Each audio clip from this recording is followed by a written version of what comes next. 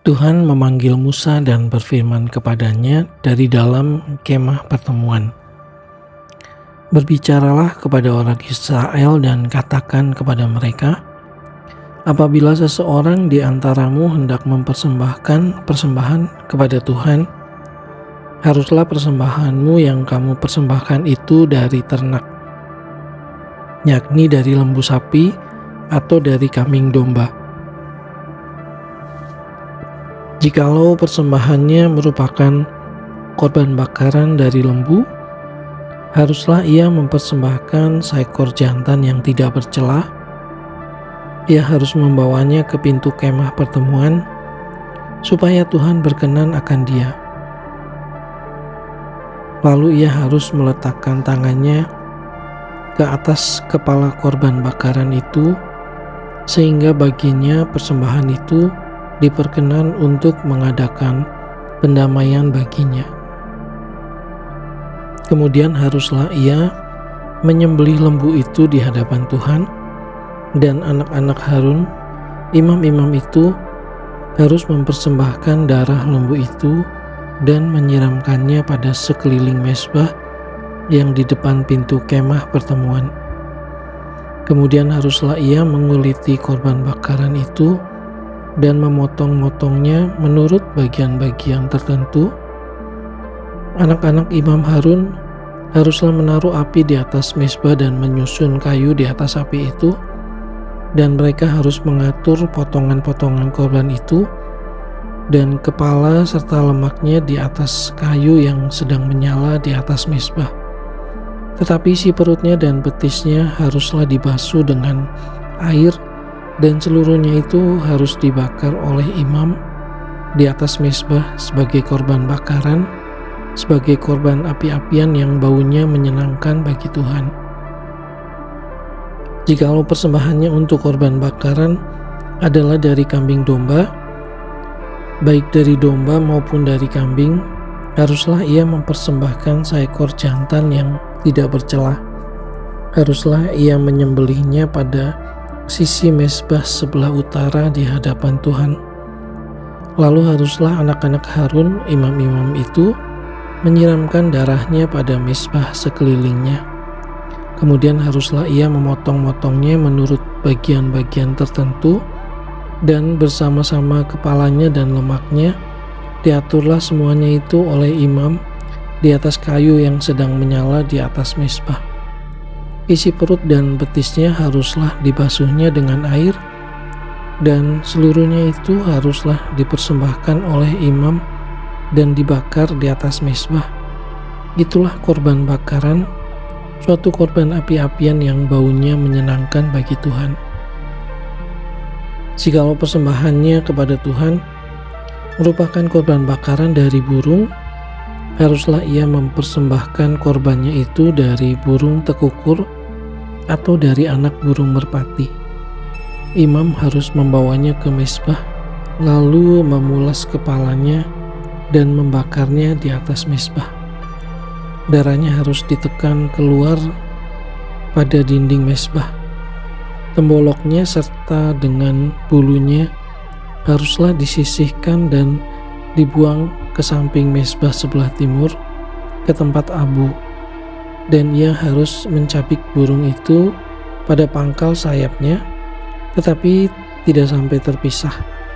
Lalu imam harus membakarnya di atas mezbah, di atas kayu yang sedang terbakar. Itulah korban bakaran, suatu korban api-apian yang baunya menyenangkan bagi Tuhan.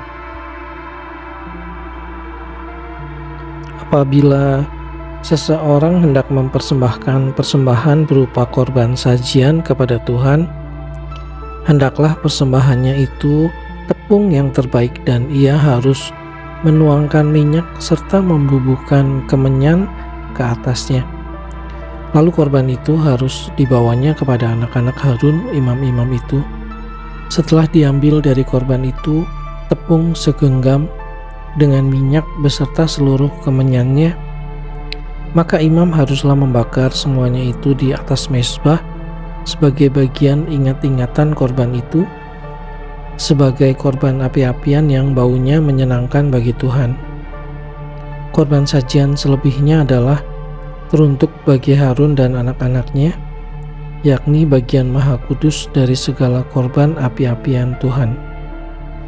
Apabila engkau hendak mempersembahkan persembahan berupa korban sajian dari apa yang dibakar di dalam pembakaran roti, haruslah itu dari tepung yang terbaik, berupa roti bundar yang tidak beragi, yang diolah dengan minyak, atau roti tipis yang tidak beragi, yang diolesi dengan minyak. Jikalau persembahanmu merupakan korban sajian dari yang dipanggang di atas panggangan, haruslah itu dari tepung yang terbaik, diolah dengan minyak, berupa roti yang tidak beragi. Korban itu harus dipotong-potong, lalu kau tuangkanlah minyak ke atasnya. Itulah korban sajian. Jikalau persembahanmu merupakan korban sajian dari yang dimasak di dalam wajan, haruslah itu diolah dari tepung yang terbaik bersama-sama minyak. Maka korban sajian yang diolah menurut salah satu cara itu haruslah kau persembahkan kepada Tuhan, yakni harus disampaikan kepada imam yang membawanya ke mezbah. Kemudian imam harus mengkhususkan dari korban sajian itu bagian ingat-ingatannya, lalu membakarnya di atas mezbah sebagai korban api-apian yang baunya menyenangkan bagi Tuhan. Korban sajian selebihnya adalah bagian Harun dan anak-anaknya, yakni bagian maha kudus dari segala korban api-apian Tuhan. Suatu korban sajian yang kamu persembahkan kepada Tuhan, janganlah diolah beragi, karena dari ragi atau dari madu tidak boleh kamu membakar sesuatu pun sebagai korban api-apian bagi Tuhan. Tetapi sebagai persembahan dari hasil pertama, boleh kamu mempersembahkannya kepada Tuhan. Hanya janganlah dibawa ke atas mezbah menjadi bau yang menyenangkan. Dan tiap-tiap persembahanmu yang berupa korban sajian, haruslah kau bubuhi garam. Janganlah kau lalaikan garam perjanjian Allahmu dari korban sajianmu, beserta segala persembahanmu haruslah kau persembahkan garam. Jikalau engkau hendak mempersembahkan korban sajian dari hulu hasil kepada Tuhan, haruslah engkau mempersembahkan bulir gandum yang dipanggang di atas api, emping gandum baru, sebagai korban sajian dari hulu hasil gandummu. Haruslah kau bubuh minyak dan kau taruh kemenyan ke atasnya. Itulah korban sajian. Haruslah imam membakar sebagai ingat-ingatannya sebagian dari emping gandumnya dan minyaknya beserta seluruh kemenyannya sebagai korban api-apian bagi Tuhan.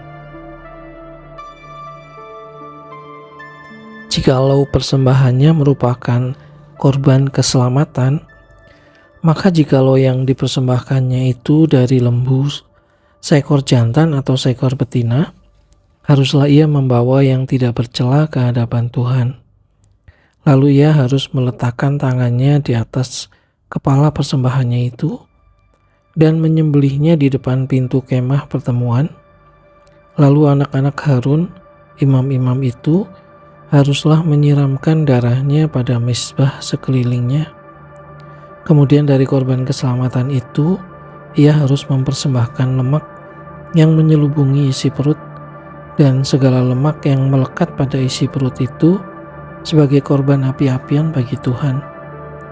Dan lagi kedua buah pinggang dan lemak yang melekat padanya yang ada pada pinggang dan umbai hati yang harus dipisahkannya beserta buah pinggang itu.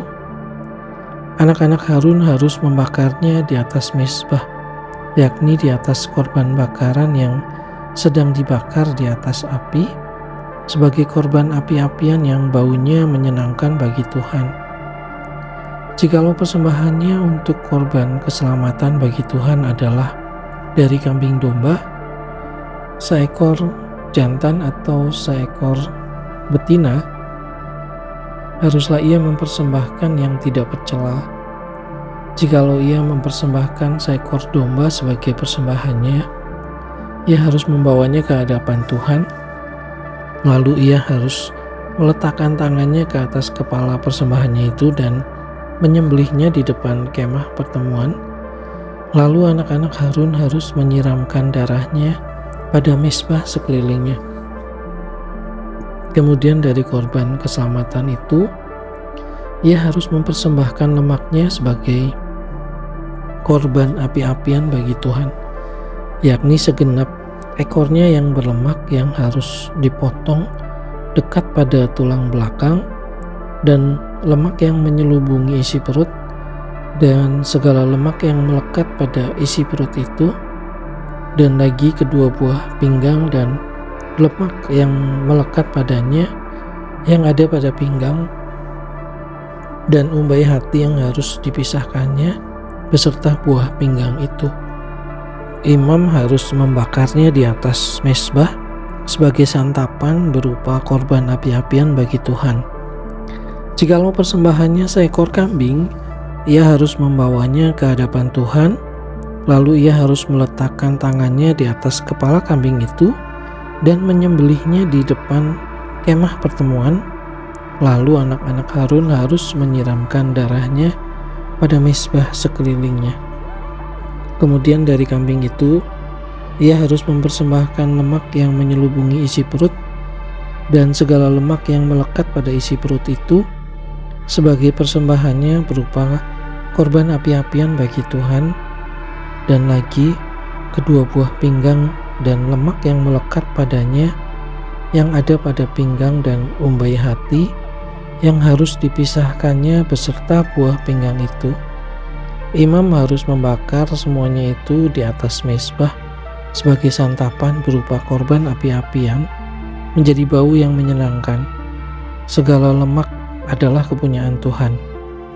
Inilah suatu ketetapan untuk selamanya bagi kamu turun-temurun di segala tempat kediamanmu.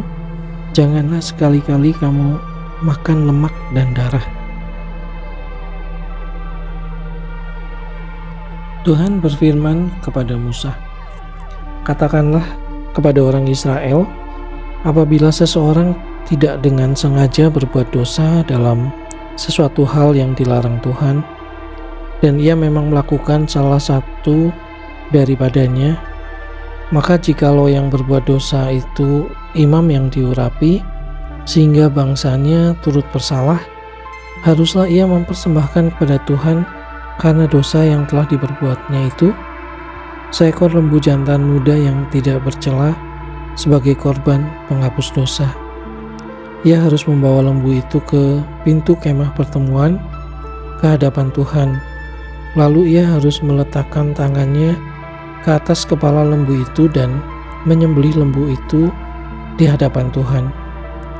Imam yang diurapi itu harus mengambil sebagian dari darah lembu itu, lalu membawanya ke dalam kemah pertemuan.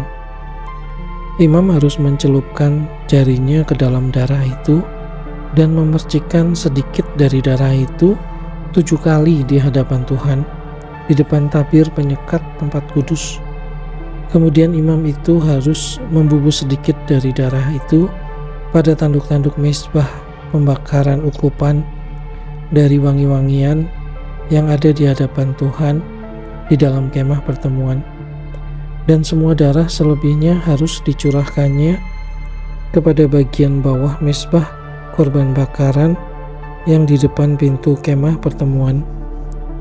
Segala lemak lembu jantan korban penghapus dosa itu harus dikhususkannya dari lembu itu, yakni lemak yang menyelubungi isi perut dan segala lemak yang melekat pada isi perut itu, dan lagi kedua buah pinggang dan lemak yang melekat padanya yang ada pada pinggang, dan umbai hati yang harus dipisahkannya beserta buah pinggang itu, sama seperti yang dikhususkan dari lembu korban keselamatan. Imam harus membakar semuanya itu di atas mezbah korban bakaran. Adapun kulit lembu jantan itu dan segala dagingnya beserta kepala dan betisnya dan isi perutnya dan kotorannya Jadi lembu jantan itu seluruhnya harus dibawanya keluar perkemahan ke suatu tempat yang tahir, ke tempat pembuangan abu, dan lembu itu harus dibakarnya sampai habis di atas kayu api di tempat pembuangan abu. Jikalau yang berbuat dosa dengan tak sengaja itu segenap umat Israel dan jemaah tidak menyadarinya, sehingga mereka melakukan salah satu hal yang dilarang Tuhan dan mereka bersalah, maka apabila dosa yang diperbuat mereka itu ketahuan, haruslah jemaah itu mempersembahkan seekor lembu jantan yang muda sebagai korban penghapus dosa.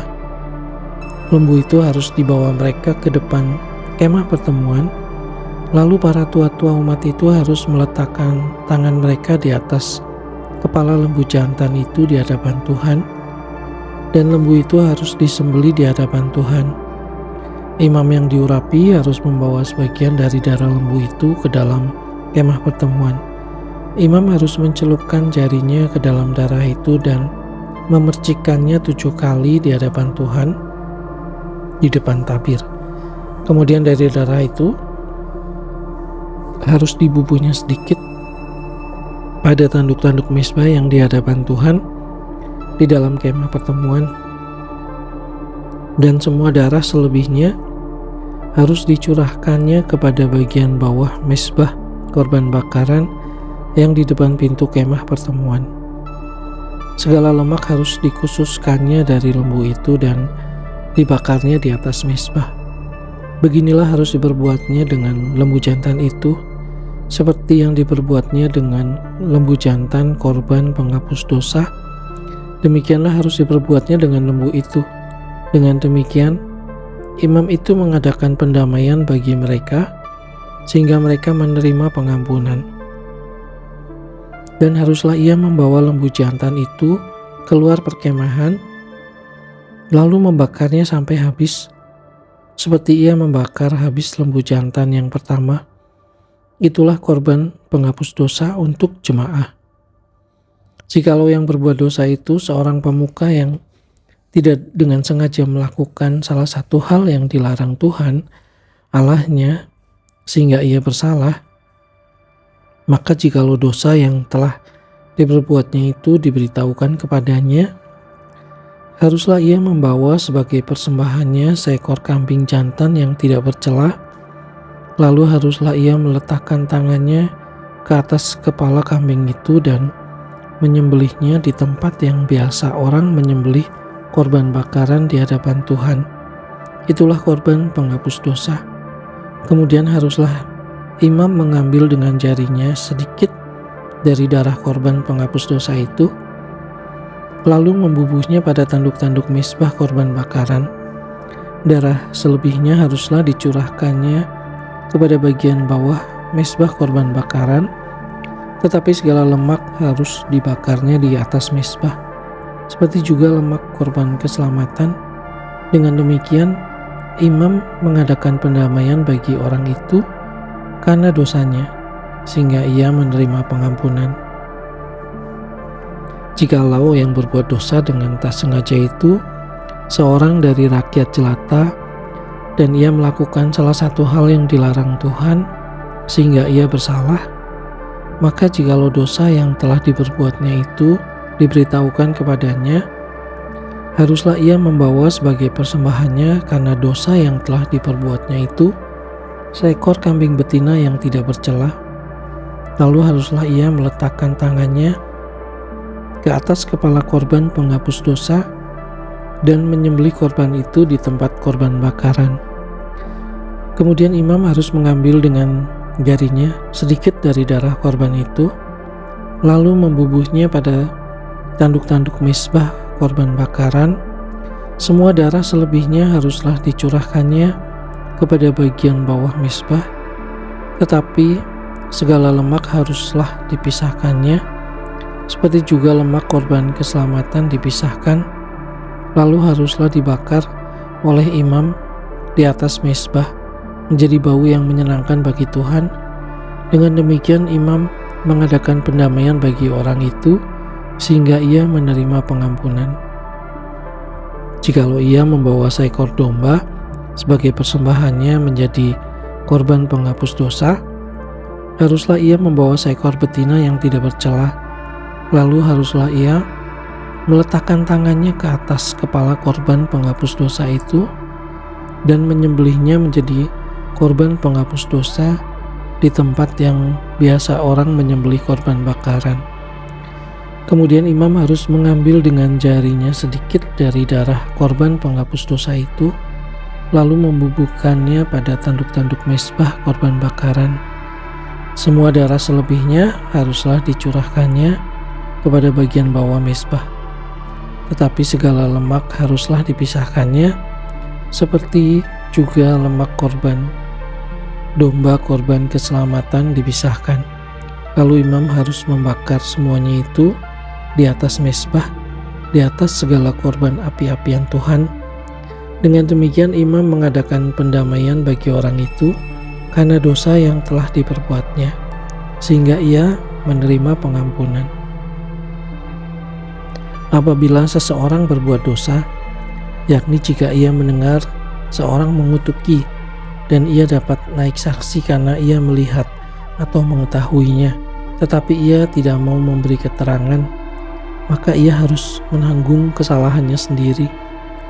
Atau bila seseorang kena kepada sesuatu yang najis, baik bangkai binatang liar yang najis, atau bangkai hewan yang najis, atau bangkai binatang yang mengeriap yang najis, tanpa menyadari hal itu, maka ia menjadi najis dan bersalah. Atau apabila ia kena kepada kenajisan berasal dari manusia, dengan kenajisan apapun juga ia menjadi najis tanpa menyadari hal itu, tetapi kemudian ia mengetahuinya, maka ia bersalah. Atau apabila seseorang bersumpah teledor dengan bibirnya, hendak berbuat yang buruk atau yang baik, sumpah apapun juga yang diucapkan orang dengan teledor tanpa menyadari hal itu, tetapi kemudian ia mengetahuinya, maka ia bersalah dalam salah satu perkara itu. Jadi, apabila ia bersalah dalam salah satu perkara itu, haruslah ia mengakui dosa yang telah diperbuatnya itu, dan haruslah ia mempersembahkan kepada Tuhan sebagai tebusan salah karena dosa itu seekor betina dari domba atau kambing menjadi korban penghapus dosa. Dengan demikian imam mengadakan pendamaian bagi orang itu karena dosanya. Tetapi jikalau ia tidak mampu untuk menyediakan kambing atau domba, maka sebagai tebusan salah karena dosa yang telah diperbuatnya itu, haruslah ia mempersembahkan kepada Tuhan 2 ekor burung tekukur atau 2 ekor anak burung merpati, yang seekor menjadi korban penghapus dosa dan yang seekor lagi menjadi korban bakaran. Haruslah ia membawanya kepada imam, dan imam itu haruslah lebih dahulu mempersembahkan burung untuk korban penghapus dosa itu, dan haruslah ia memulas kepalanya pada pangkal tengkuknya, tetapi tidak sampai terpisah. Sedikit dari darah korban penghapus dosa itu haruslah dipercikannya ke dinding mezbah, tapi darah selebihnya haruslah ditekan keluar pada bagian bawah mezbah. Itulah korban penghapus dosa. Yang kedua, haruslah diolahnya menjadi korban bakaran sesuai dengan peraturan. Dengan demikian imam mengadakan pendamaian bagi orang itu karena dosa yang telah diperbuatnya, sehingga ia menerima pengampunan. Tetapi jikalau ia tidak mampu menyediakan 2 ekor burung tekukur atau 2 ekor anak burung merpati, maka haruslah ia membawa sebagai persembahannya karena dosanya itu 1/10 eva tepung yang terbaik menjadi korban penghapus dosa. Tidak boleh ditaruhnya minyak dan dibubuhinya kemenyan di atasnya, karena itulah korban penghapus dosa. Lalu haruslah ia dibawanya kepada imam, dan imam itu haruslah mengambil daripadanya segenggam sebagai bagian ingat-ingatannya, lalu membakarnya di atas mezbah, di atas segala korban api-apian Tuhan. Itulah korban penghapus dosa. Dengan demikian imam mengadakan pendamaian bagi orang itu karena dosanya dalam salah satu perkara itu, sehingga ia menerima pengampunan. Selebihnya adalah bagian imam, sama seperti korban sajian.